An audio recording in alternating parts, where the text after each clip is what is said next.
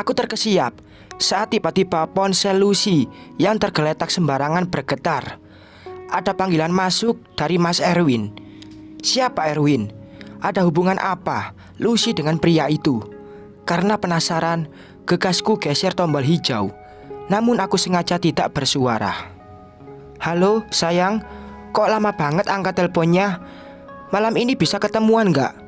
Mas udah kangen nih. Cerosos pria di ujung sambungan telepon tersebut. Aku mengepalkan tangan sambil menekan tombol merah. Di dalam layar ponsel milik kekasihku juga terlihat beberapa panggilan tak terjawab dari beberapa laki-laki. Panas, remuk redam hati ini. Apalagi setelah membaca beberapa chat mesra Lucy dengan para teman lelakinya. Bahkan dia berani mengirimkan foto-foto kepada mereka. Apa-apaan ini? Dengan perasaan dongkol, ku letakkan kembali ponsel Lucy di tempat semula. Duduk di bibir, menjambak rambut sendiri karena merasa sangat frustasi. Aku sudah menghabiskan semua uangku demi menuruti keinginannya. Akan tetapi, ternyata dia malah tidak setia. Rasanya sakit, perih tercabik-cabik hati ini. Apa salahku kepadamu Lucy? Kurang apa diriku sehingga kamu tega mengkhianati cintaku yang begitu dalam? Ya Tuhan, apa ini karmaku karena telah mencampakkan anak serta istri yang teramat mencintaiku? Ataukah hanya kesalahpahaman belaka? Aku harus segera kembali ke rumah sakit dan menanyakan kebenarannya kepada Lucy.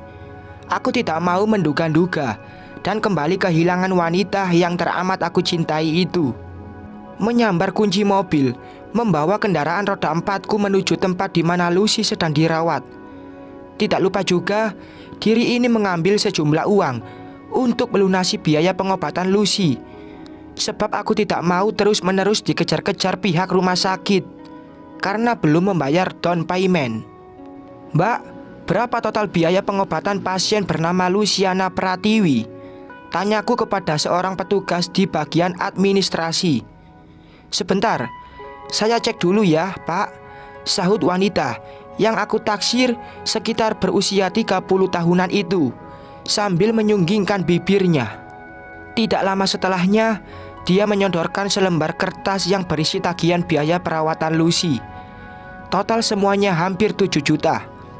Dan aku langsung melunasinya menggunakan uang yang aku ambil dari anjungan tunai mandiri milik calon istriku.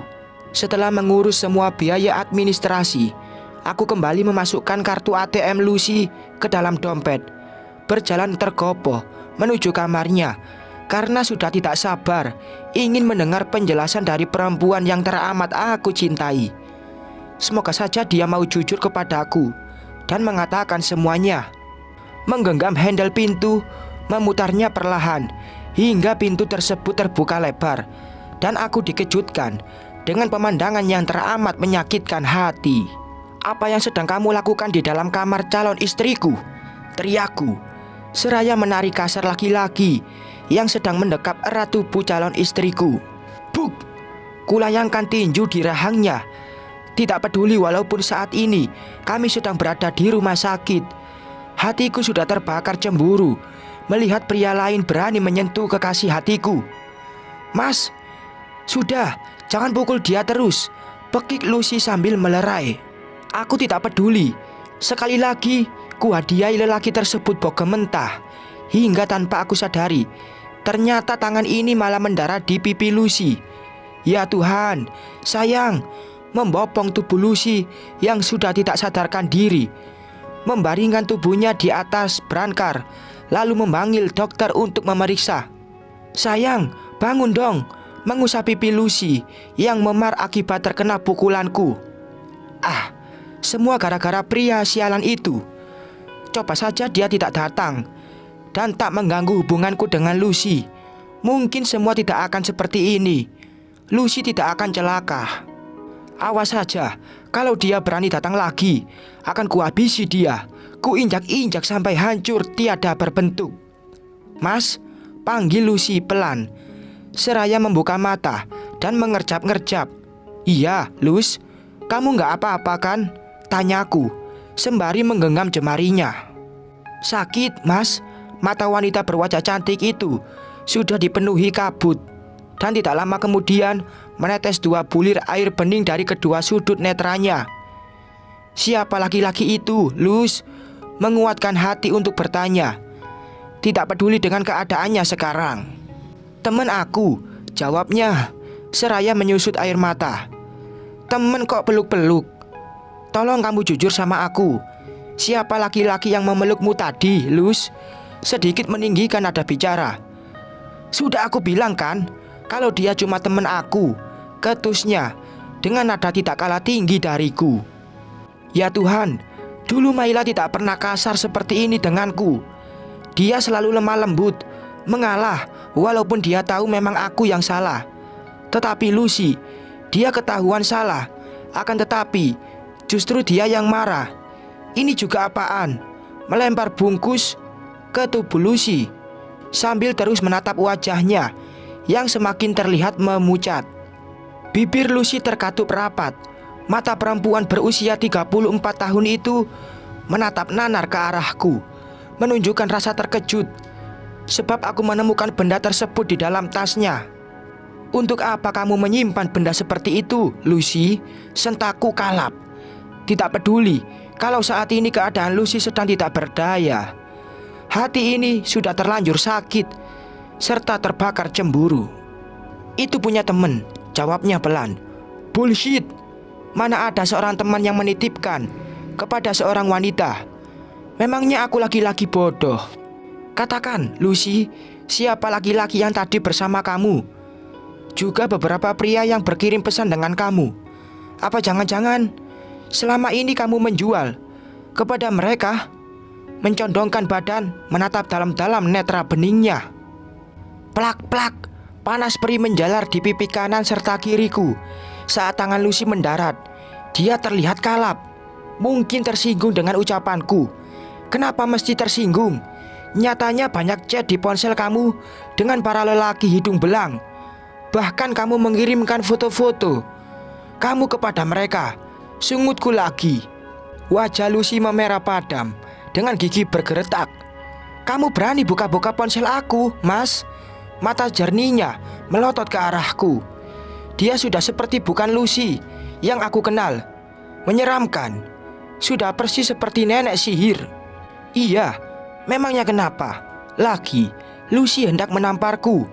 Namun segera diri ini menghindar dan menjauh darinya. Seharusnya aku yang marah, bukan dia. Dasar laki-laki gak punya adab. Berani sekali kamu buka-buka handphone aku tanpa izin. Sampai baca-baca chat-chat aku pula. Lucy turun dari tempat tidur, menghampiriku, kemudian menarik kasar kerah bajuku hingga ada beberapa kancing yang lepas. Kalau kamu gak ada hubungan apa-apa sama mereka, ngapain kamu marah-marah? Berarti benar kan? Kamu sudah selingkuh, bentakku, menepis kasar tangan putihnya. Kalau aku ada hubungan dengan beberapa laki-laki, memangnya kenapa? Kamu mau marah? Ya jelas, aku marah. Aku sampai rela tinggalin Maila. Lebih mentingin kamu daripada anakku. Tapi kamu malah membalasku dengan berkhianat. Itu salah kamu sendiri, Mas. Aku kan gak nyuruh kamu ninggalin Maila dan Raihan loh. Kamu saja yang terlalu bodoh. Udah kere, gak bisa bahagiain aku, malah minta aku setia. Kamu juga sudah lupa. Dulu kamu mengkhianatiku sampai menikah dengan si buruk rupa itu. Aku mengepalkan tangan di samping tubuh. Kalau saja dia bukan wanita, sudah aku tampar wajahnya. Sayang, dia perempuan, orang yang paling aku cintai pula. Kenapa diam? Lucy menatap menghunus tepat di netraku. Kamu menjijikan, Lucy, sungutku, sambil menunjuk wajahnya. Gak usah sok suci, Mas. Kamu juga menikmati kan sama aku? Maaf, Pak, Bu, jangan berisik. Ini rumah sakit. Kasihan pasien lain terganggu karena kegaduhan yang ibu dan bapak buat. Tiba-tiba seorang perawat masuk dan menegur kami.